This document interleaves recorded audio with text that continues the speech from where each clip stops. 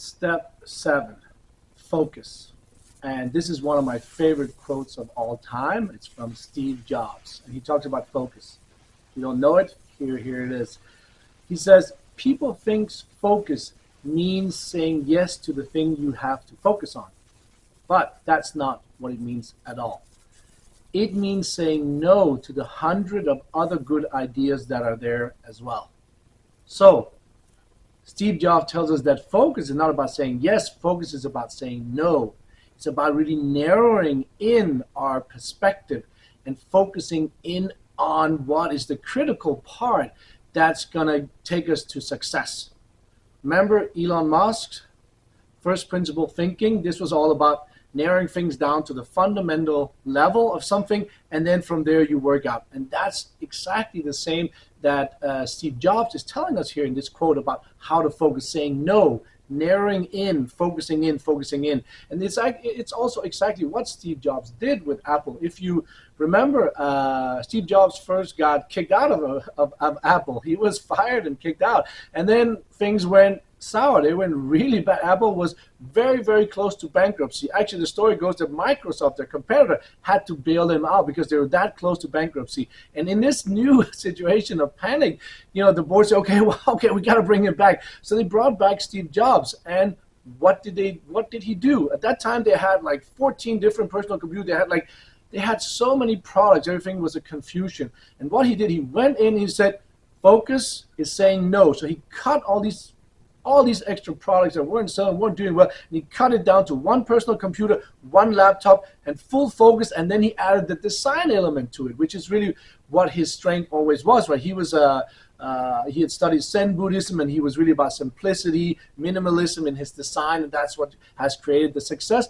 And then after creating a focus on products that were the two products that were beautiful, then the company started turning around and started to come back. And then what he did was now he's adding new products. So then he added the iPad, and then later he invented the iPhone, and the rest is history. Today, Apple is one of the most valuable companies in the world, all because of focus.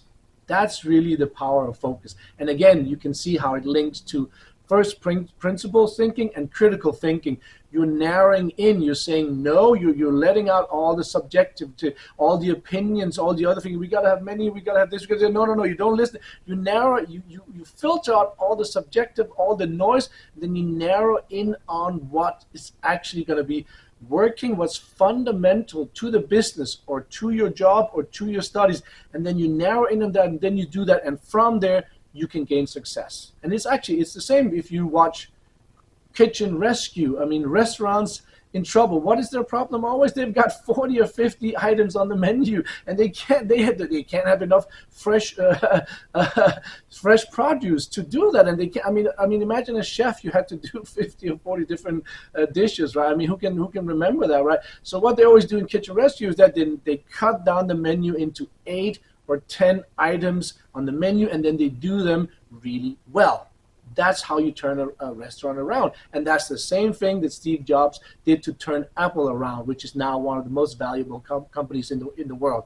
And you also heard it if you've been around the internet and listened to other coaching and teachings. Everybody say, whatever you want to do, focus on a niche. Find a niche and focus on the niche, because that's how people are going to find you, because that's how you stand out from everybody else. Because if you're just trying to be everything to everybody, you're not going to stand out. Then why should people come to you, right? And that's focus. That's what Steve Jobs is talking about. And it's the same thing again, what Jeff Bezos did with Apple.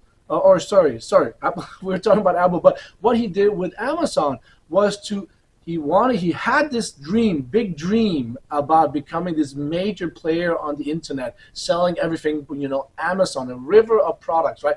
But he started with one narrow focus, which was books.